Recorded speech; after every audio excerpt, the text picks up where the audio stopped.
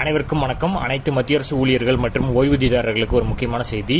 மத்திய அரசு ஊழியர்களுக்கு 7வது ஊதிய குழுவின் பிரகாரம் 2 முக்கியமான பரிசுகளை உறுதி செஞ்சிருக்காங்க. அதுல ஒன்று, மீண்டும் அகவிலைப்படியை உயர்த்தியிருக்காங்க மத்திய அரசு. இதனால புதிய சம்பள கணக்கீடு என்ன இருக்கும் போன்ற முழு தகவலையும் இந்த வீடியோவில் பார்க்க போறோம். ஸ்கிப் பண்ணாம கடைசி வரைக்கும் பாருங்க. நம்ம சேனலை சப்ஸ்கிரைப் பண்ணாதவங்க பண்ணி வச்சுக்கோங்க. நம்ம சேனல்ல சென்ட்ரல் மற்றும் ஸ்டேட் கவர்மெண்ட் சம்பந்தமான ஆல் அப்டேட்ஸ் போட்டுருவோம். அது மட்டும் இல்லாமல் பென்ஷன் சம்பந்தப்பட்ட முக்கியமான அப்டேட்டும் இருக்கும். மறக்காம சப்ஸ்கிரைப் பண்ணிருங்க. வாங்க வீடியோக்குள்ள போகலாம்.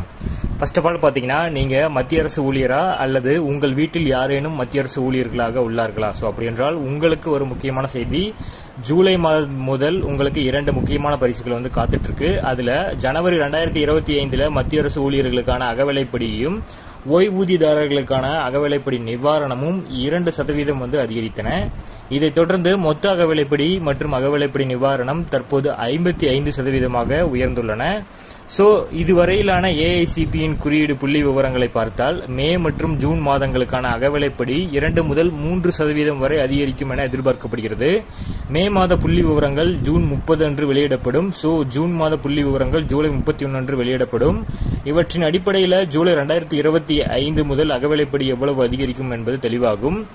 ஜனவரி 2025 ஏஐசிபியின் குறியீடு 142.2 ஆகவும், பிப்ரவரியில் 142.8 ஆகவும் இருந்தன.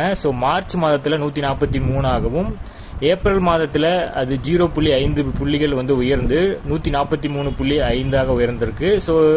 இதனுடன் அகவிலைப்படி மதிப்புகள் பார்த்தீங்கன்னா கிட்டத்தட்ட 57.95% உயர்ந்துள்ளது. இதன் மூலம் ஜூலை 2025 முதல் அகவிலைப்படி 2 முதல் 3% அதிகரிக்கும் என்பது தெளிவாகி இருக்கு. மே மற்றும் ஜூன் மாத புள்ளி விவரங்கள் இன்னும் வரவில்லை. அவை ஜூன் 30 மற்றும் ஜூலை 31ஆம் தேதிக்கு வெளியிடப்படும்.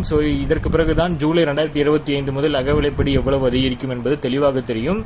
இருந்த போதிலும் மே ஜூன் மாத புள்ளி விவரங்கள் நல்ல அதிகரிப்பு இருந்தால் ஜூலை மாதத்துல 3% டிஏ உயர்வு கன்ஃபார்மா இருக்கும். ஆனால் மொத்த அகவிலைப்படி 55 58% உயரும். புள்ளியில சரிவு ஏற்பட்டுச்சுன்னா ஜனவரி மாதம் போலவே டிஏ 2% வரை தான் இருக்கும். இந்த ஜூன் மற்றும் ஜூலை மாதங்கள்ல புள்ளி விவரத்தை பொறுத்து அமையும். இதுவே அகவிலைப்படி 2% அதிகரிச்சது அப்படின்னு நம்ம வச்சுக்கிட்டோம்னா, அடிப்படை சம்பளம் 18,000 ரூபாய் பெறக்கூடிய ஒரு ஊழியருக்கு 10,260 ரூபாய் உயர்வு இருக்கும். இதுவே 3% அதிகரிச்சுன்னா அவருக்கு 10,440 ரூபாய் உயர்வு இருக்கும். புதிய அகவிலைப்படி விகிதங்கள் ஜூலை 2025 முதல் அமலுக்கு வரும். அகவிலைப்படி உயர்வு எப்போது அறிவிக்கப்பட்டாலும் ஜூலை 2025 முதல் டிஏ அரியர் தொகை கிடைக்கும் அப்படிங்கறத உறுதிப்படுத்தியிருக்காங்க. இதனால அகவிலைப்படி இந்த ஜூன் மற்றும் ஜூலை மாதத்திற்கான புள்ளி விவரங்களை பொறுத்து தான் அமையுது. ஆனா இதுவரைக்கும் பாத்தீங்கன்னா அகவிலைப்படி 3%ற்கான முழு சந்தர்ப்பங்களும் அமைஞ்சிருக்கு. பொறுத்திருந்து பார்ப்போம். மத்திய அரசு ஊழியர்கள் மற்றும் ஓய்வூதியதாரர்கள் சம்பந்தப்பட்ட ஒவ்வொரு அறிவிப்பும் நம்ம சேனல்ல போட்டிருக்கோம். மறக்காம சப்ஸ்கிரைப் பண்ணி வச்சுக்கோங்க. பக்கத்தில் இருக்கிற பெல் ஐக்கானையும் பிரஸ் பண்ணி அதில் ஆல் அப்படிங்கிற ஆப்ஷனை கொடுத்துக்கோங்க. தேங்க்யூ.